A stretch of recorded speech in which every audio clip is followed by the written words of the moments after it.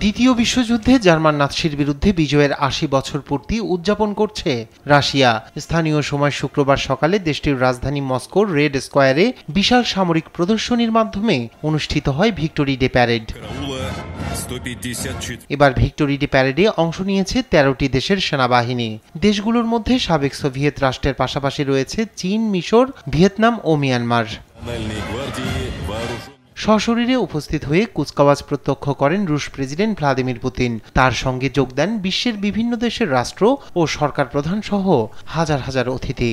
এই তালিকায় রয়েছেন চীনের প্রেসিডেন্ট শি জিনপিং, ব্রাজিলের লুলা দা সিলভা, উত্তর কোরিয়ার প্রেসিডেন্ট কিম জং উন, মিশরের আবদেল ফাত্তা আল সিসি সহ অনেকেই।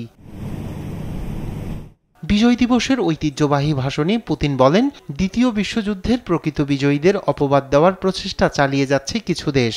মস্কো সব অন্যায়ের বিরুদ্ধে অজেয় রক্ষক হিসেবে দণ্ডায়মান থাকবে বলেও জানান তিনি। সত্য ন্যায় আমাদের পক্ষে আছে। সমগ্র দেশ, আমাদের সমাজ, আমাদের জনগণ বিশেষ সামরিক অভিযানে অংশগ্রহণকারীদের পক্ষে দাঁড়িয়েছে।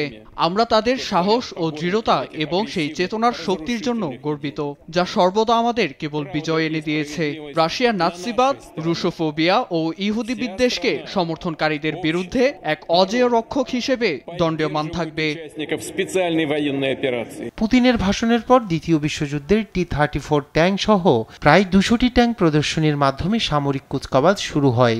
বিভিন্ন ধরনের সাজোয়া যান, আর্টিলারি সিস্টেম, ড্রোন ও সামরিক যানবাহনও রেড স্কোয়ার জুড়ে চক্কর দিতে দেখা যায়। আকাশে যুদ্ধ বিমান ও বোমারু বিমানের চক্করও প্রত্যক্ষ করেন উপস্থিত অতিথিরা।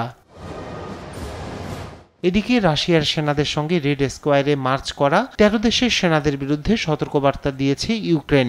এসব সেনারা মস্কোর আগ্রাসনের সহোদর হিসেবে বিবেচিত হবে এবং এই কর্মকাণ্ডের যৌথ দায় তাদেরই নিতে হবে বলে হুঁশিয়ারি দেয় ক্রেমলিন।